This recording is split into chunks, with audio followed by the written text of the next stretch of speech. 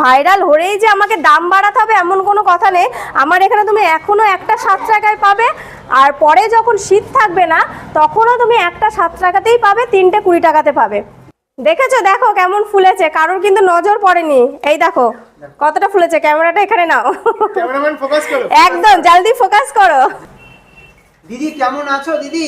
ভালো আছি, তোমরা ভালো আছো? হ্যাঁ দিদি, এখানে কি কড়াইশুটির কচুরি হচ্ছে? হ্যাঁ, এখানে কড়াইশুটির এই যে পুরটা দেখো, কড়াইশুটির কচুরি চলছে, গরম গরম একদম গরমা গরম, গরমা গরম। আর চাকদায় কি এইরকম কচুরি কি পাওয়া যায় নাকি? হ্যাঁ, চাকদাতে এরকম কচুরি কেউ দিতে পারবে না, আমার পারবে না বলতে চাকদাতে হয় না কড়াইশুটির কচুরি। হ্যাঁ, কে রীতি মতন চাকদায় যখন হয় না, তুমি তো ভাইরাল হয়ে যাবে।